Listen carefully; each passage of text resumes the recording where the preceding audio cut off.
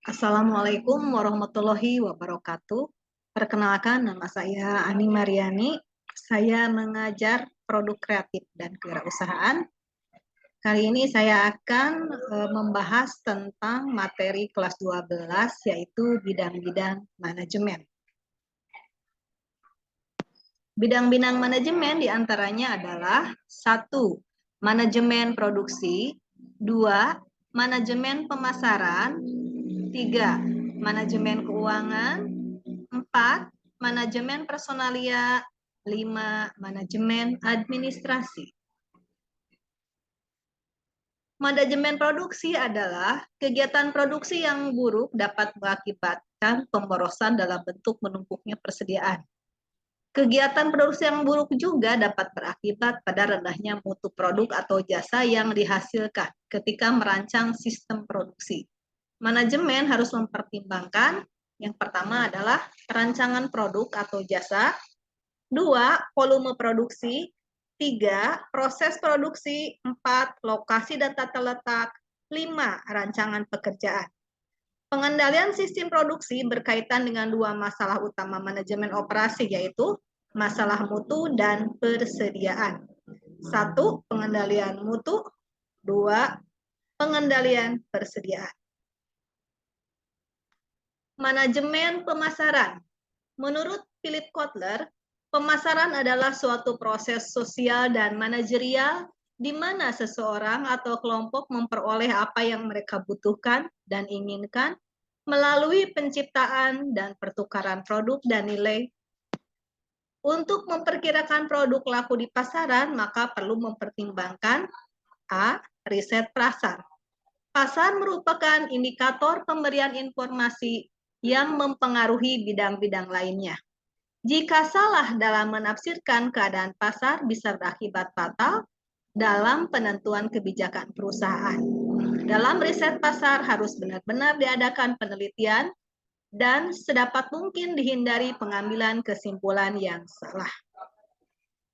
Bagian B adalah segmentasi, targeting, dan positioning. Proses pemilihan pasar oleh manajemen pemasaran diawali dari proses segmentasi. Segmentasi adalah proses identifikasi sekelompok konsumen homogen yang akan dilayani perusahaan. C, yaitu bauran pemasaran.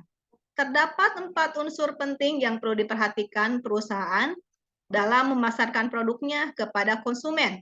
Keempat unsur tersebut adalah produk, harga, promosi, dan distribusi, atau lebih dikenal dengan 4P, product, price, promotion, dan place.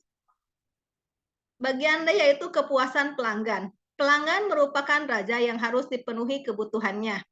Pemenuhan kebutuhan ini mengacu pada kepuasan konsumen dalam jangka panjang. Memberi kepuasan pada konsumen dalam jangka panjang bukan hal yang mudah. Kepuasan jangka panjang dapat terpenuhi dengan memperhatikan hal-hal berikut.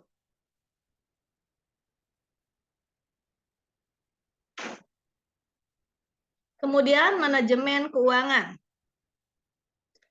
Manajemen keuangan adalah manajemen yang berhubungan dengan langkah untuk mendapatkan dana yang dibutuhkan dan bagaimana penggunaannya dalam rangka mencapai tujuan. A. Sumber dana. Dana dari dalam perusahaan. Perusahaan dapat memperoleh dana dari perusahaan dengan kebijakan menahan pembagian dividen. Yang kedua yaitu dana dari luar perusahaan. Perusahaan dapat memperoleh dana dari luar seperti pasar modal, pinjaman dari bank, dan sumber-sumber lainnya. Dari luar perusahaan dapat berbentuk modal perusahaan dan pinjaman. B. Penggunaan dana. Yang pertama adalah penanaman modal jangka pendek. Penanaman modal jangka pendek diwujudkan dalam usaha-usaha yang bersifat sementara seperti pembelian surat berharga, tabungan, dan penanaman modal lainnya. 2.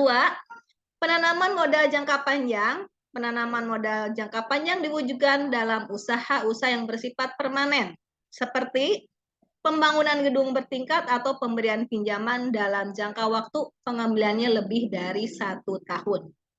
C. Pengawasan dan penggunaan dana. Dana yang digunakan harus diawasi agar sesuai dengan rencana dan tujuan yang telah ditetapkan. Kesalahan penggunaan dana dapat mengakibatkan kerugian pada perusahaan. Untuk tujuan efisiensi dan efektivitas, sebaiknya perusahaan menetapkan pola penggunaan dana yang disertai pola pengawasannya. Kemudian manajemen personalia. Manajemen personalia adalah perencanaan, pengorganisasian, pengarahan dan pengendalian atas pengadaan tenaga kerja, pengembangan, kompensasi, integrasi, pemeliharaan, dan pemutusan hubungan kerja dengan sumber daya manusia untuk mencapai sasaran perseorangan. Dalam manajemen personalia terdapat kegiatan yang pertama yaitu penerimaan pegawai, kedua penilaian pegawai, yang ketiga promosi dan mutasi, dan yang keempat adalah motivasi. Yang terakhir adalah manajemen administrasi. Manajemen administrasi memberi perhatian pada pemberian layanan di bidang administrasi, penggunaan alat yang efektif, dan penggunaan pada bidang lain. Untuk itu perlu diperhatikan hal-hal berikut. Yang pertama, pengadministrasian kegiatan. Kedua, pemakaian alat-alat perkantoran. Yang ketiga, pemeliharaan organisasi. Silahkan kalian mengerjakan tugas kelompok lembar kerja 13. Perhatikan instruksinya, yaitu menganalisis pengelolaan produk.